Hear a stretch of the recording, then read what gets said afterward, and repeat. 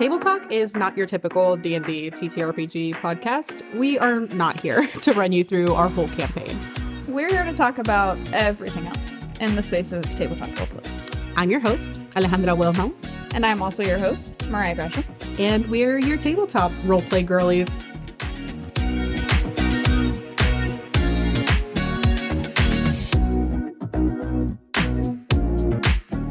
Alrighty, and we are back and live with another episode of Table Talk. Thank you guys so much for tuning back in.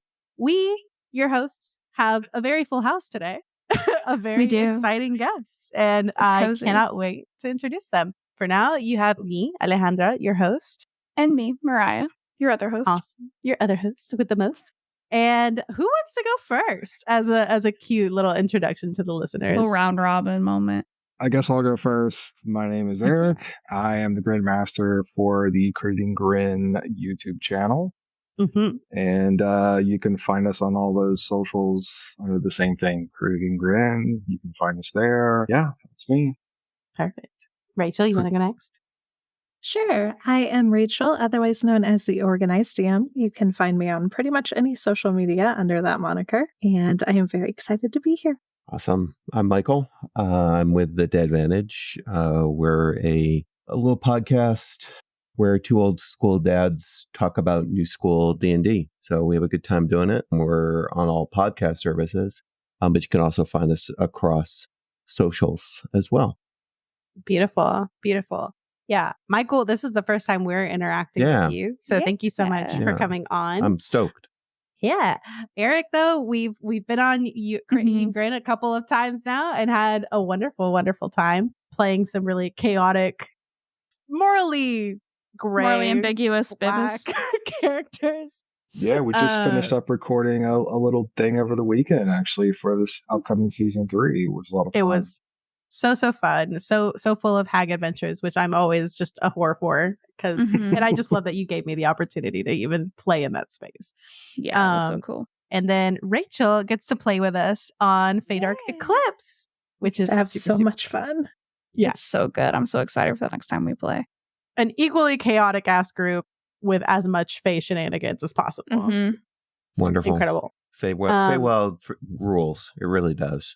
You can't go wrong, really, truly. And especially like for our table, we're just a bunch of book talk girly pops. And we're just like, no, give me the good Fae content. Thank you very much. We're talking a little bit about that before one of our Crit Eating Grin sessions for this project. And Janelle was talking about how whenever she was like getting everyone's like background information, how all of us just sent her like a book trope of romance that we wanted.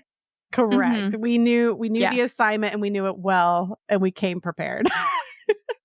Incredible. But yeah, you guys have a cool little project going on. You want to tell us a little bit about Legends and Lore, speaking of? Well, for like those of you out here who obviously this is on podcast form, you can't see my hair, but it's like really gray. It's because of the right now. This is a labor of love that I have put together. It's very difficult to explain, but I'll do my best. So I reached out to several DMs and GMs and pitched the idea of basically sitting around kind of like a round table type game for a kind of true experience to where they would be able to use their DMing or GMing style, as well as get to play a character within like a 7-episode mini campaign, basically, that stretches from level 3 to level 20. And the storyline would kick off, and it was basically everybody would need to, the next person up would need to like carry that story how they saw it going. So it's been a blast. It's been very interesting. That's just a mishmash collab of different GM styles. Yeah, I mean, that's exactly what I was going for, is the styling. Everybody's got a different style. Everybody has a different writing or storytelling style or rules and, all that stuff. So I thought, what perfect way is to get a bunch of, most of us are like forever DMs or GMs together and allow them to kind of express their storytelling side and get to like play in it too, which is good. Yeah, it's a really good, really, really strong idea, Eric. I was really stoked when you called me up and said, "Hey, are you interested?" I'm like, "Yeah, I'm in." I keep thinking of it. Go ahead. I just keep thinking about it as 6 DMs enter, 1 leaves. Correct. It's not really how it goes. Yeah. But it's kind of like in my heart of hearts. That's how I want it to go. Oh no, DMs this is Battle how it Royale. ends. That would also be a fun idea, though. Absolutely. Absolutely. I could tell you there was a lot. At one point, I thought this project was cursed because I reached out to so many people. We had starting dates, and then it would get canceled a little bit, and I just kept working and working and working. Shout out to my wife, who's like, "Hey, don't give up on your dreams." And I was like, "Okay, we're going to see this through." So we put together an interesting crew for this. We have Michael, we have Rachel, we have Northwolf 911, Boss Jellybean, aka Janelle, Andy, Mr. Dandy DM. I think that's everybody. You did it. Yeah. And the collaboration and kind of the way everybody's kind of come together has been really fun. There's been some really, like, Rachel was the one that really surprised me the most. Her session, I absolutely loved it. It was like, whoa, let me sit back and get my popcorn ready. No one ever expects me to be creepy, but I do creepy really well. You really do. Ooh, You really do. The moments we've had in Feydark, whenever your character has kind of like let the veneer kind of fade away and show what they're capable of, we're like, oh shit, okay, let me take 3 steps back for a second. You are not just an adorable face that came running through the woods in a bride gown. Checking myself. Yeah. I've always toyed with the idea of like at a table co-DMing an entire campaign because I've loved the idea of like I'm sure everybody faces this where it's like I would love nothing more than to have somebody that can kind of be that other NPC that I am riffing off of, and we both obviously know where the thing is going, so I'm not just sitting there talking to myself for like 20 minutes, like leaning to the left and right, voices. Changing your voice a little bit. Like, is this changes good for in the moment? Or Here's the idea of like, go for it. The question is, do you drive on the way home, working out your monologues and your dialogues? I'm currently guilty as charged. People look at you like, doing so. Yeah, on the way I'm home, on the way there. I am a maladaptive daydreaming queen. Yeah. So I have playlists on playlists of just orchestral music, dramatic as fuck, and I am an insane woman in my car. Like, what happens absolutely. in my car is my business. If you is between perceive me and whatever deity I feel like is paying attention that day, and the random lady to my left who is concerned. But yeah, it's been a fantasy of mine to do something like that, and then also have the idea of like I'm narrating like a dramatic scene, and they play the like bad guy that like does a dramatic entrance at a specific moment. I'm like, or like I would having love someone help run tech, or like have music play at the right time, or like just have another like set of hands and another brain. For it would be cool. My question for you so far, especially with this project, because you pitched it to us as well, and our schedules unfortunately couldn't allow for it. But I loved the idea of it. And how do you manage the switch off and the transition to other DMs and metagaming? That's an excellent question. I'm still working on that. The first I'm sure episode, it's like a learning curve, but the first episode, first of all, I don't know. I guess I have a touch of imposter syndrome. As we all do. We all feel do, like you're not good enough. And then I'm in front of all these beautiful people in the community. I'm like, what in the hell am I doing here? And how am I going to entertain them? So I think everybody kind of, they get it. They understand, if that makes sense. They've all been in the same seat essentially. So like, it was very professional. They all kind of knew it's time to settle down and do their thing. But the other thing is, I don't want to squander the creativity either. Like when they run with stuff, let's run with it. Let's see where this goes. Chase this thread and watch the magic happen. So there's not a whole lot of like, I don't know, containing or controlling or any of that stuff. Managing, it's been pretty decent and easy to do with this crew for sure. I think the advantage, Eric, of having DMs is that we all come prepared, period, right? Like no knock on endless players, but people that DM even a little bit know that you come prepared. And I think everybody took, to your point, took it seriously. were professional in the way they've been handling it. Rachel, you did an amazing job. I would double tap on that one. It was fantastic. Yeah. But it was just, I think the key thing, it's improv. So it's also just roll with it, right? Like, come in, do your thing, do it differently than the other person if you want, and we'll all just fall in line and have fun with it. And I think the chemistry of the crew has been exceptional in that fact. Right. Like it hasn't, you haven't missed the character that's missing if they're actually missing. And you've appreciated the different voice of the narrative. It's good. Yeah. Wow. This game seems like it's the ultimate yes and, because we've all just kind of been preparing our game and then leaving the future up to whoever's next and just kind of building on the previous games. And it's just been so much fun. Which unfortunately, I am the one that has to tie all of these games up into a level 20 thread, and I'm still not. A super casual time. I'm going to mess your stuff up, man. I'm sure you are. To a point. To a point. Like you said, with everybody being professional and DMs love to throw the curveballs at you. I've got a little sadism in them where they're like, hey. Level 20 cleric with just automatic divine intervention? What? Oh my God. Crazy. Right. Crazy time. What has been the most surprising gear shift from sort of torch passing to torch passing? Like when you've sat down and been like, oh, this feels different and new and interesting. For me, definitely Northwolf. Like going from my game before him, which was kind of like a building on of the original concept and then making it a little creepier, and then into his game, which was such a creative and unique idea. It was just like a complete tone shift. And it took me like a second to wrap my head around what was going on and how my character was going to react to it. Yeah, I'd agree. I'd say that was a really nicely placed tonal shift. Northwolf brings a very different style of super RP heavy, which was really appropriate for the moment that we were in the campaign too. So it worked out quite well. Yeah.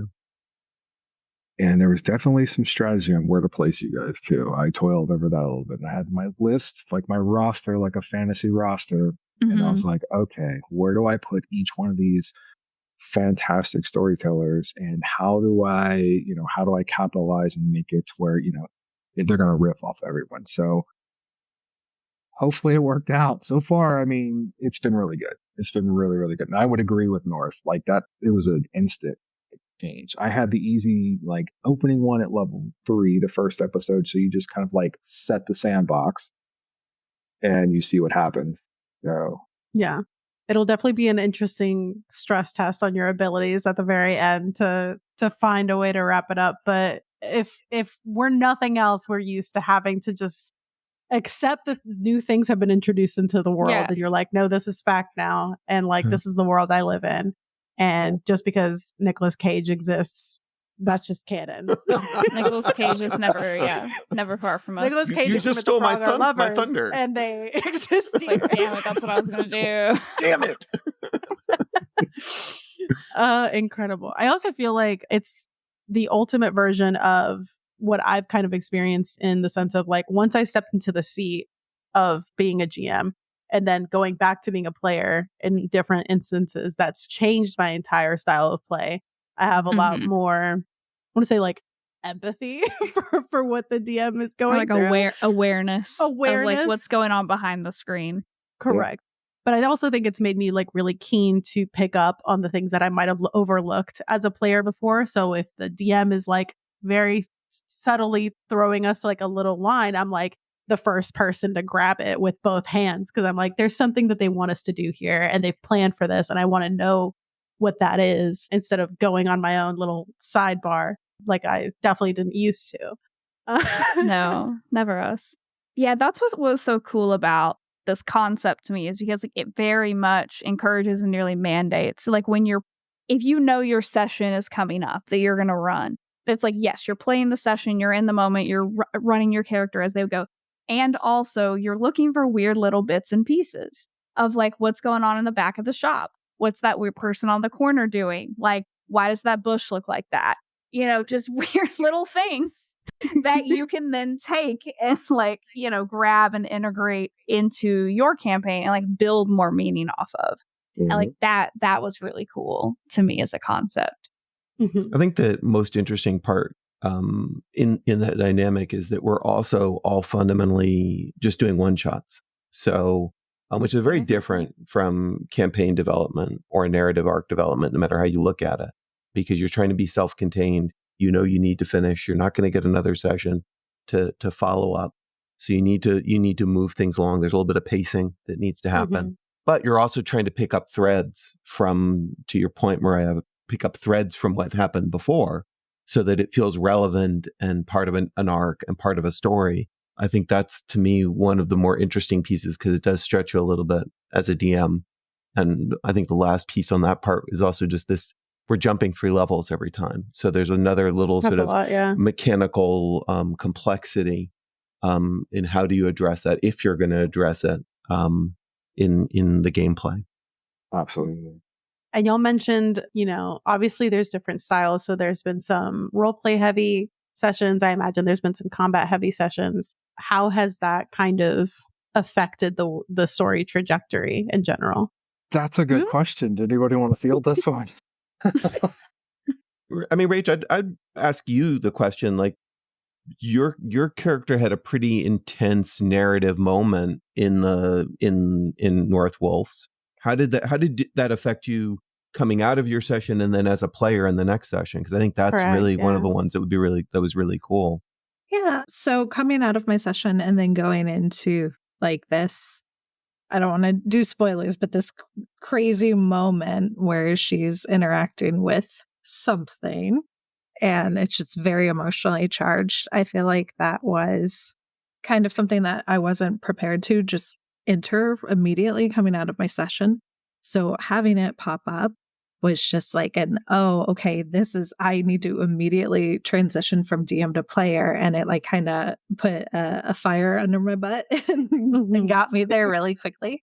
Mm-hmm. And as far as like going forward, she has a level of warlock that I had not intended to give her. So interesting. That's cool. It was a really cool moment. Your characters. I feel like for me, it's a little different in that I feel like I'm the comic relief pretty much every episode. No. I'm the comic relief. Oh, it's true. Okay. Eric and I represent the comedy of the the clown crew. Correct. Without too many spoilers, I'm literally playing a dwarf. I've never played a dwarf character, so I was like, I'm gonna play this dwarf, and I gave him like a dark and broody and cut it back. Okay, I like this. I'm writing this. Literally, the first episode, I try to introduce this character and with a little plot thread. Totally gets forgotten. They just walk off and leave him. I'm like, okay, so the next episode, he just like randomly pops in, and now he's on the title as Ether the Forgotten. Every time they just bring up poor dwarf, which I'm okay with. It's a running gag at this point. Pretty funny. That's just canonically always missing. It's a good. It's always so funny to see like you have an idea for a character, you've fleshed it out pre-game, but like you never truly know what is going to be that character's like whole vibe until you start playing. You can have an entire idea and then you're like, nope, actually they're just a little bean and they just want friendship. Just a little guy. And you're like, they're going to be dark and broody and have a tragic past. You're like, nah, they're going to trip on the doorway and fall flat on their face and like, be a goofus.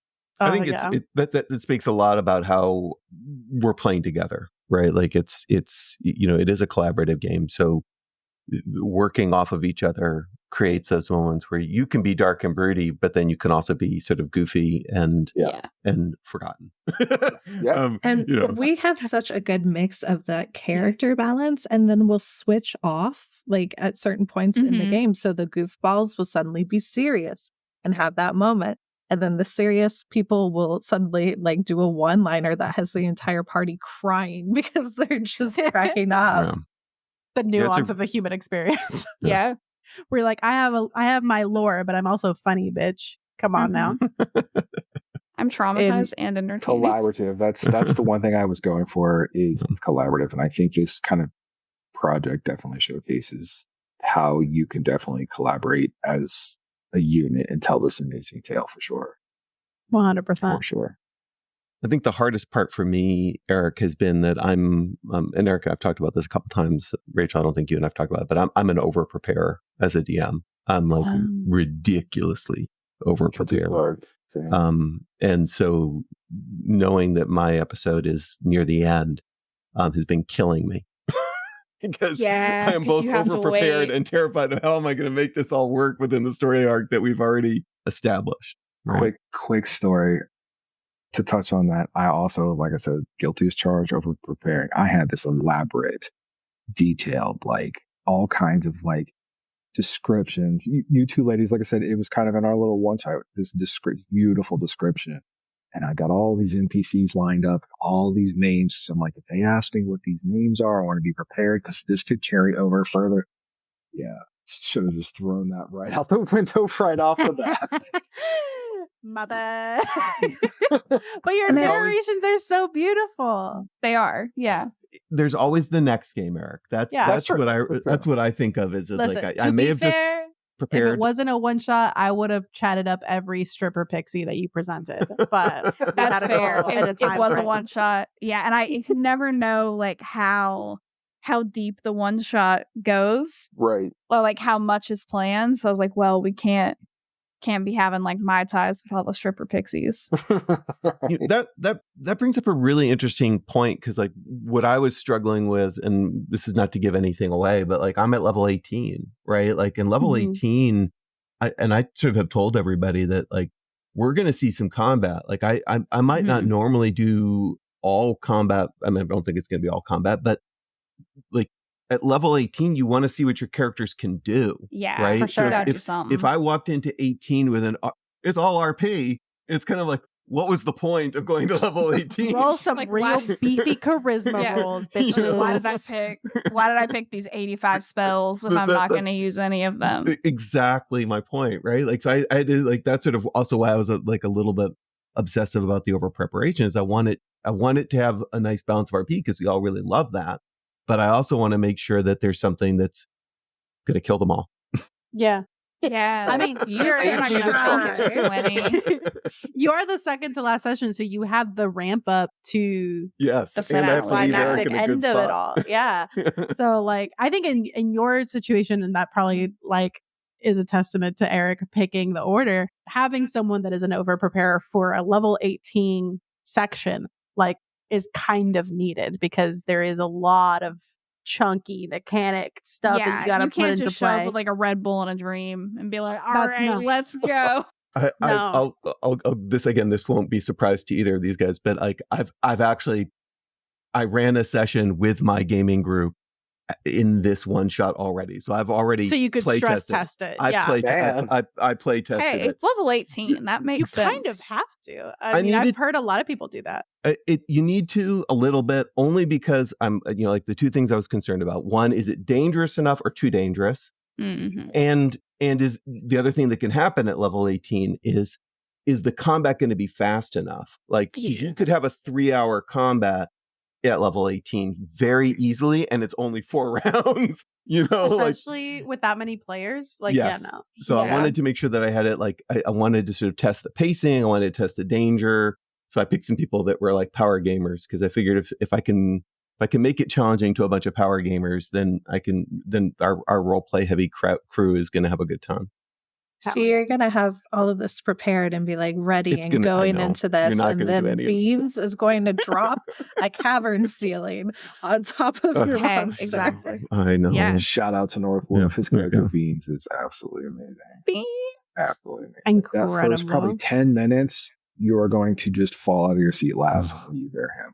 That's so good. What? It's so good. What is going on? So good. Incredible.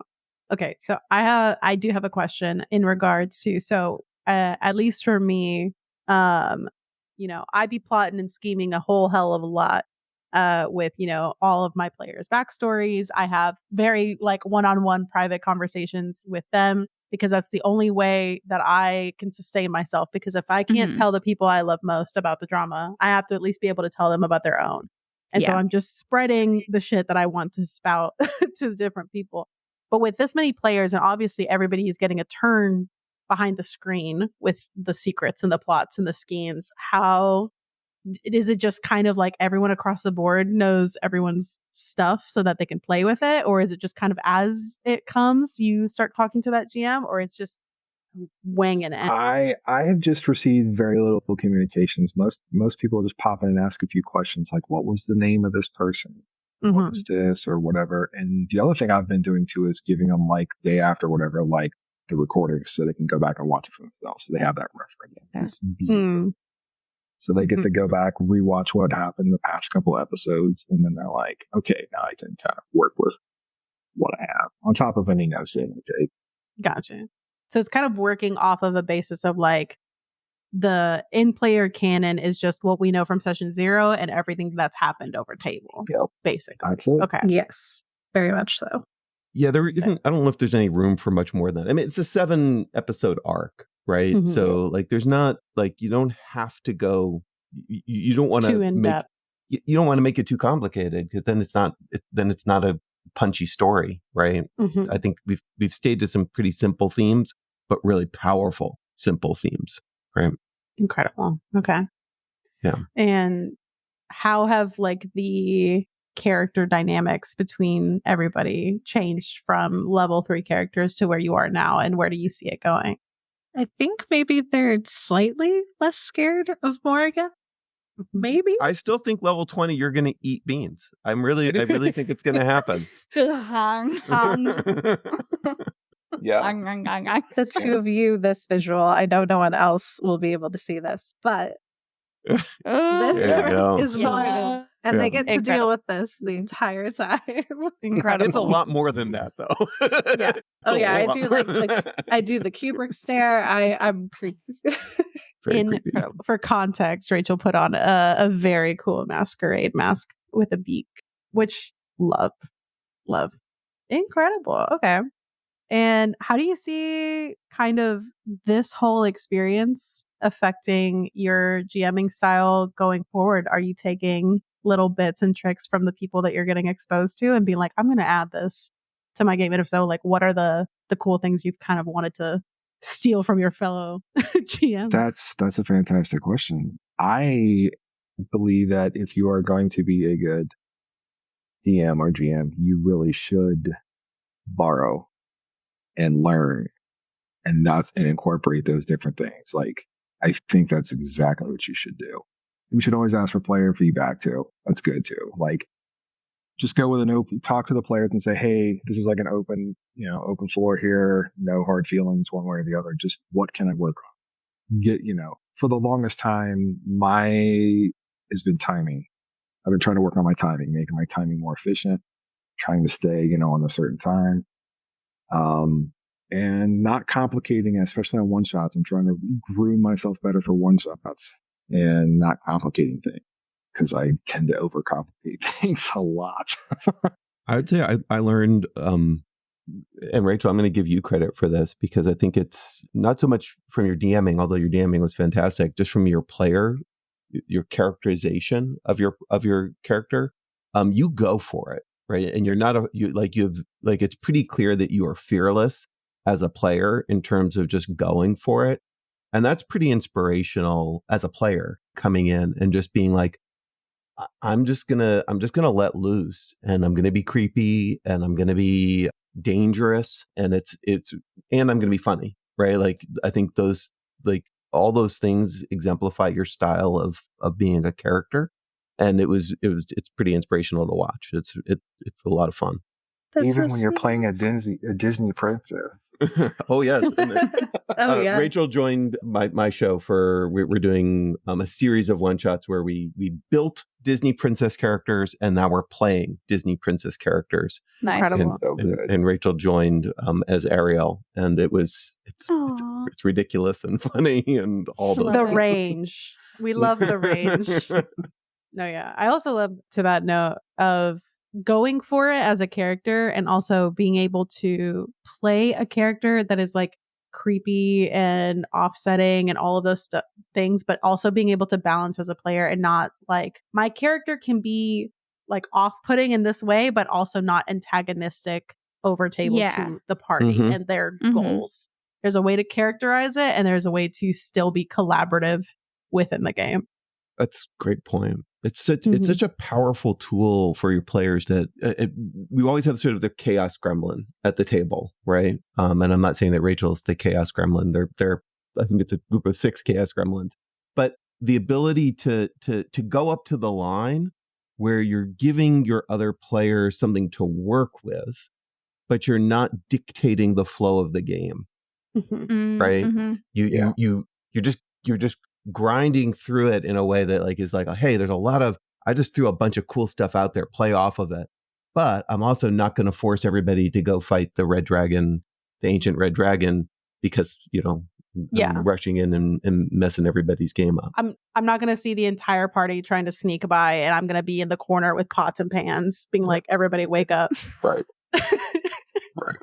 Yeah. Like I have a friend that I used to play with and her name is Brenna. Shout out Brenna. But she always had a talent for playing a truly like chaotic ass character. But the choices that they made were so interesting and always drove the story in very interesting directions.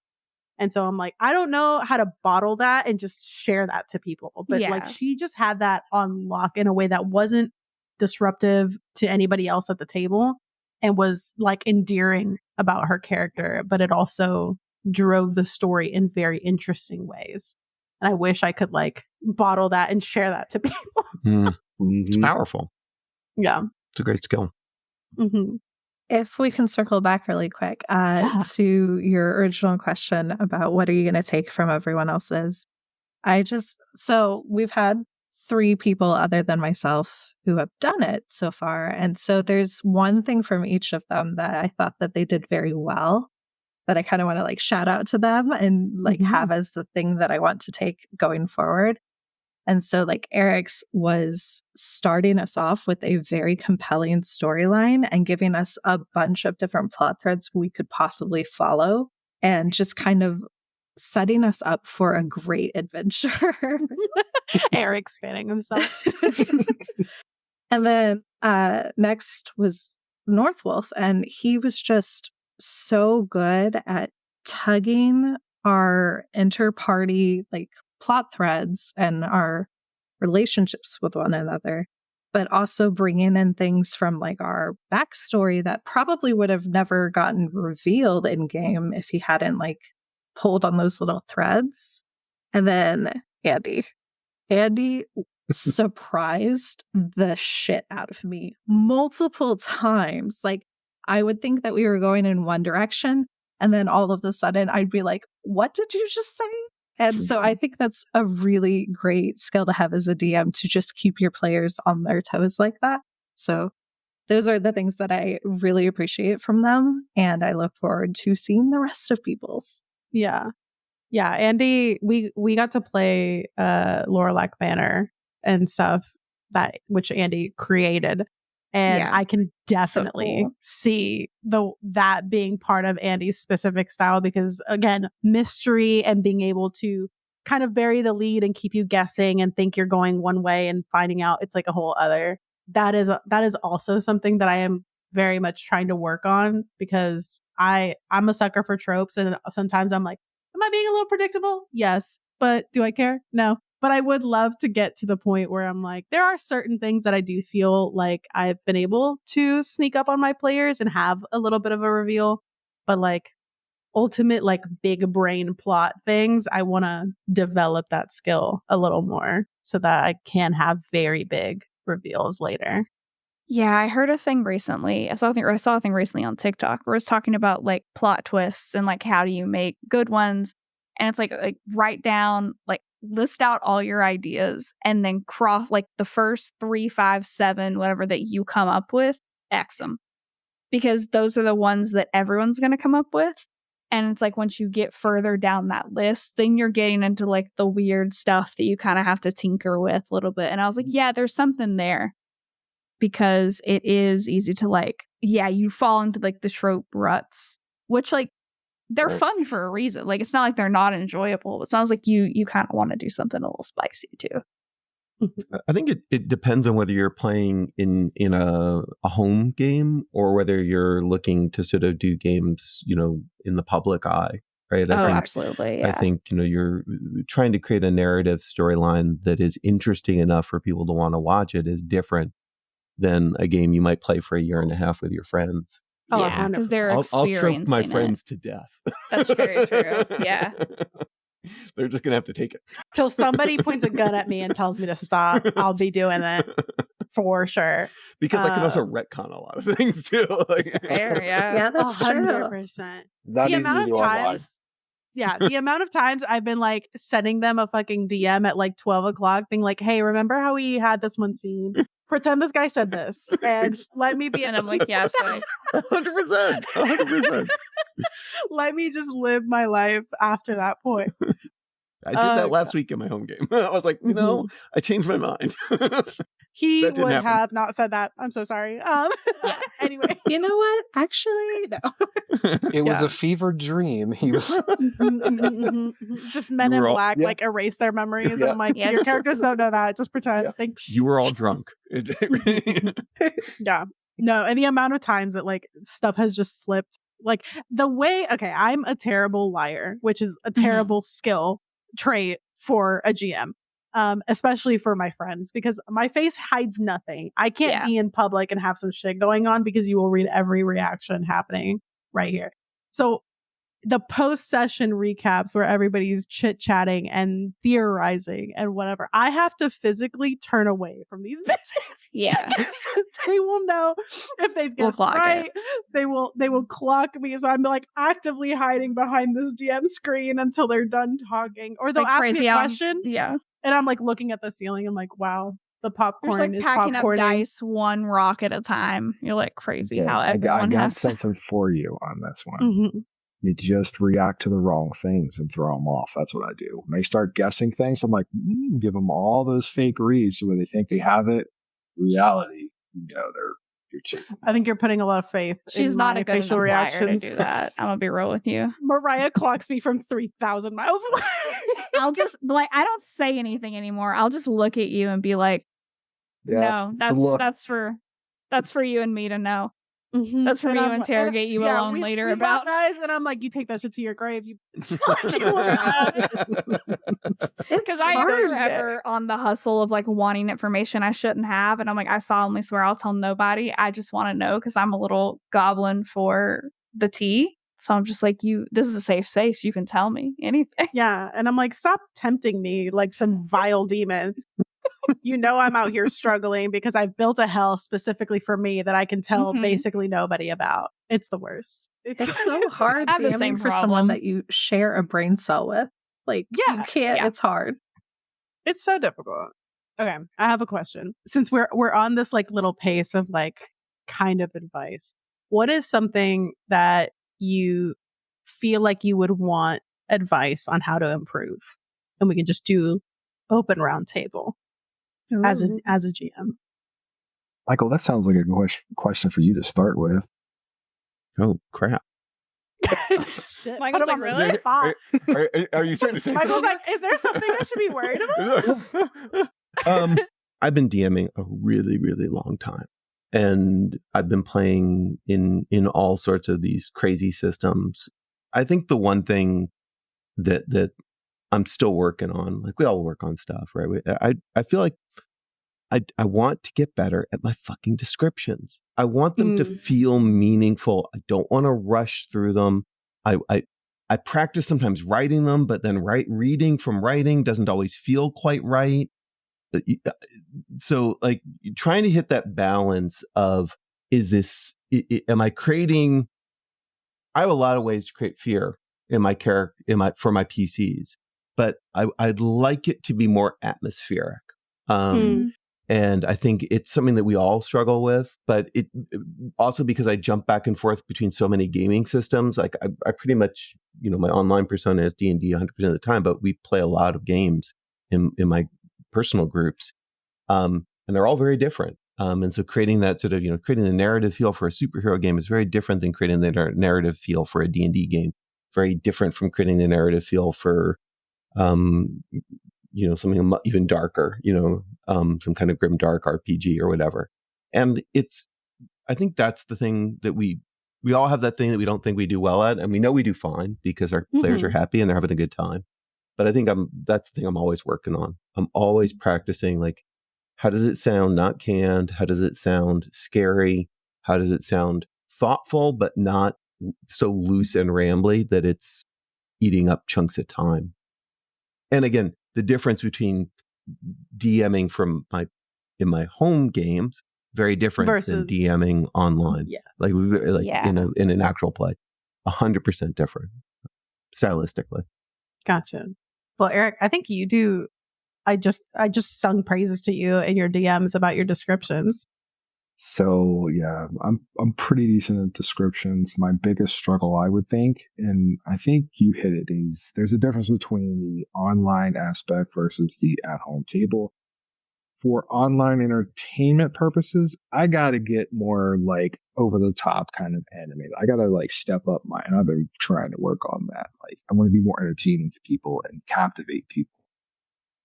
We just did a little small plug. We just did a little Candela game with James. Shout out to him, who is the narrator for that, is fucking phenomenal. He captures the essence, just this over the top, bubbly kind of personality. And I know I can be that way, but it's just, I have to work on it. So that's kind of like where I'm at, trying to getting that kind of vibe going for myself. I'll ask this question. Do you want to work on just the like verbal aspect of like you describing something, or you want to work on the full like experience of that? That's a great question, because I do a lot of prepping and writing, and then I read. I don't want it to sound as scripted, and maybe sometimes it does come across as scripted. So yeah, I think putting a little bit more personality maybe into it, or emotion into certain things, you have to bring it a little bit more genuine sound to it, maybe, I guess is what I'm going for. That's that's where I'm trying to work out, especially for this upcoming season, is to try to get a lot more emotion and things like that into it. Because I always tell people the mark in my mark to be a good DM or GM is to have everybody go through multiple emotions at the table during game. Laughter, crying, fear, like all those things. That's when you know you've captivated. If you got people over there like, give me a tissue because I'm sad at this character, moment, or this person's really freaking out at the table and good fun, that's when I know, okay, then I'm doing my job right. What about you, Michael? What dawned on me, as you're saying, as you asked the follow-up question, is, and this goes actually to, I'm going to again give props to Northwolf, is really trusting your players and throwing to them to create some of it. Right. Yep.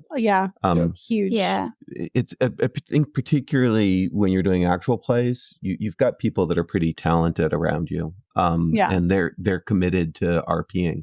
So throwing it to them and trusting that they'll know what to do for their character is a pretty important piece of it. For me, I want it to feel dramatic. Okay. I just want it to feel dramatic. I'm not. There's no specific thing, but I'm just constantly working. I'll read stuff. I'll read crap out loud to myself all the time. Just does that sound right? Does it feel scary? I highly recommend, if you haven't listened to Worlds Beyond Number with Brennan and Bria, specifically, not just the main campaign, but the little like snippets that they do of the other side characters that just kind of builds out the world, especially the most recent one. This is a thing that Brennan has been doing with that specifically that I'm really liking how he does. So he starts a scene by describing the layout, like of the most recent one you can listen to that just came out, is he describes a setting kind of, but not really. And he just says, he asks them specifically at the very beginning, describe each of you one aspect of this like woods that would denote to someone walking through it that the space is sacred. And so then they each individually say something like the shape of the trees or the ground or the sound within the forest. And then he builds a description on that and then asks for the next person. That's cool. That he does in fucking incredible. And I yoink that shit right into my brain. I like that a lot. It's great advice. Because it had such an effect. And it also 100% like trusting and also getting your players involved in the creation of a scene or the world as much as you are involved in it will do wonders for their engagement, their involvement, and their just connection to what they're experiencing. Yeah.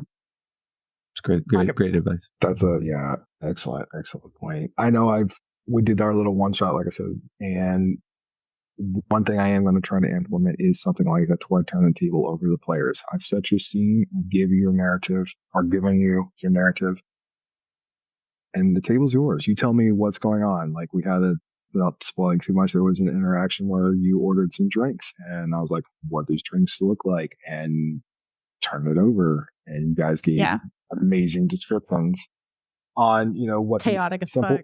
These simple little drinks turn into this over-the-top amazing kind of colada. Making these little pixie strippers work because that drink was big.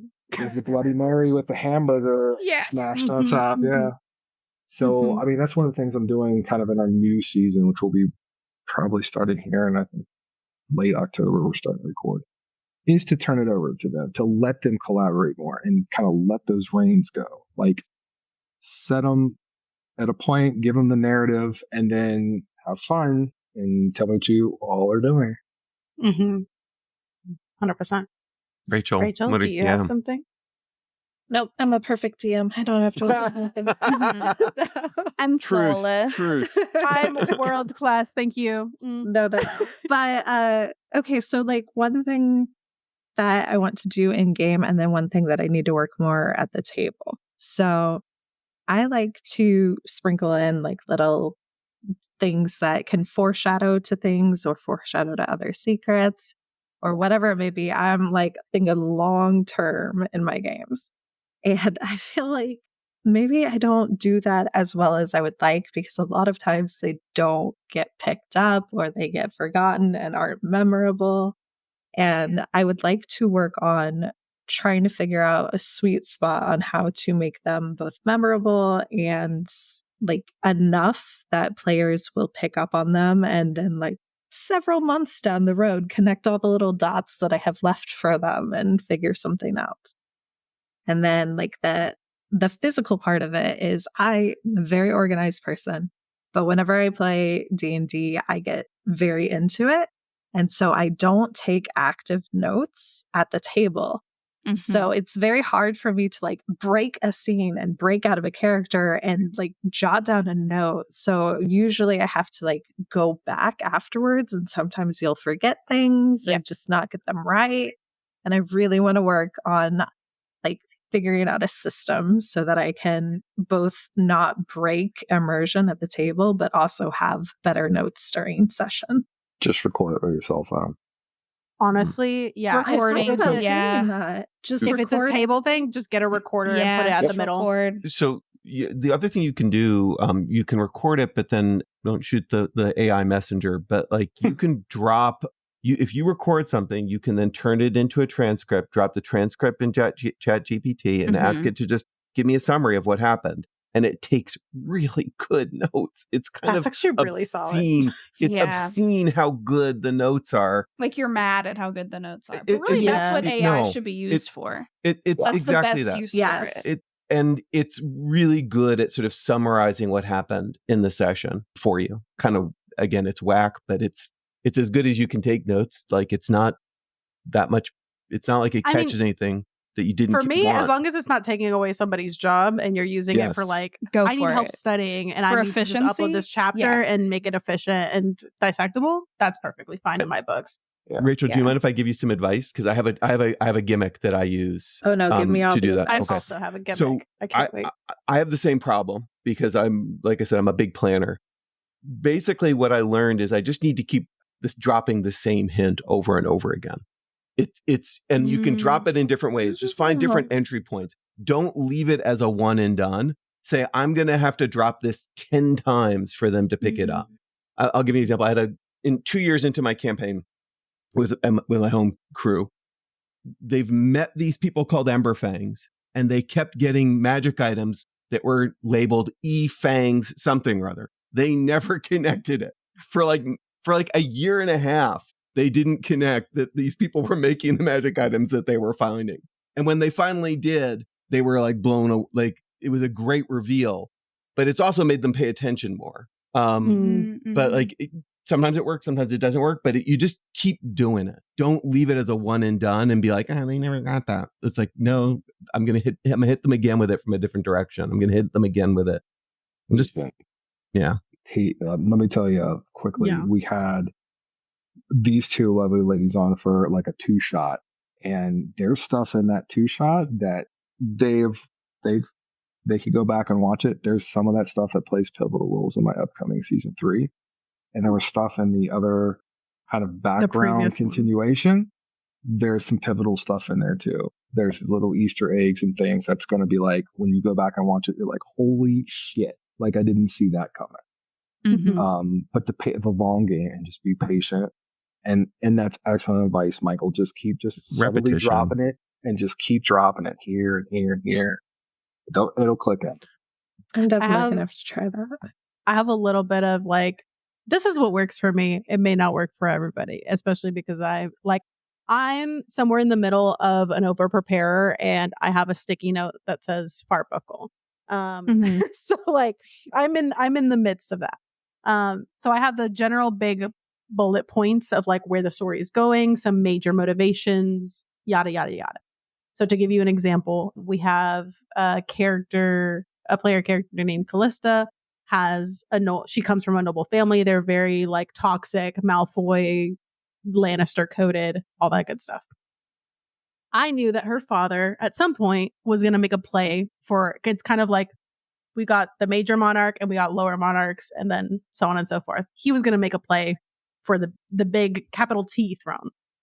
And I knew that was going to happen at some point. Didn't exactly know like how he was going to do it, how it was really going to play out, but I knew that was coming. But I never really prepared the actual motivation or avenue that he was going to take. As we played, because of character choices that were being made, my player comes from a family that only marries with tiefling or ASMR bloodlines. And at her, like, coming out ball of getting into the marriage market, she chooses a smoke genasi prince as the person she wants to pursue. I'm like, I lined up all these options. And she goes, who is this shy little boy in the corner? And I'm like, cool, sick. Why would her father ever approve of this? And that led me down a road that has made it to the point where it's like, I was planning this the whole time for sure. Yeah. Where now it's like, no, that was in his plan, or at least it was presented and he has now shifted accordingly. But that's made it so there's other things that now feel like they were intentional and foreshadowed that just happened organically. And it made it like pretty impactful. So it's kind of like not leaving a lot more to your players and then weaving that perfectly into the narrative because they don't know what's planning back there. And they don't know. You're like, was this my grandmaster plan? Of course it was. Like just setting the chess pieces on the board and then seeing what they pick up and seeing how you can weave that. Yeah, I feel like the best games. Yeah. I feel like my issue is like spend way too much time maladaptive daydreaming about my entire 2 vampire courts that are in the background. They're really not even in the game, our VTM game fully now. And so like I get too excited and I feel like I want to rush reveals or like I want all my fun and my big beefy NPCs and like all my scary children in the game so I can play them. But then it's like I feel like I'm losing something in the narrative. Like as I'm trying to plot out how it's like if I just throw everyone in there, I feel like it loses the luster, some narrative value. but it's like that, like, yeah, the getting excited and like rushing reveals, it is a rough one for me. I'm currently also experiencing that. I want to just rush y'all straight to the big ball that you're going to have at the end of the year, but I'm like, we've got several months to play. Can do what you did with my arc and just like jump. God. Like we play a little bit more and you just jump to the end of, you know. No, I refuse. I need some build up. There's a lot. Fair. There's so much that hasn't happened yet because we've taken like a 3-month hiatus and I've lost. I know. See, like that's where I'm at because like we've only played the Vampire the Masquerade game a couple times. And I'm like, I want to introduce the court politics, but I can't.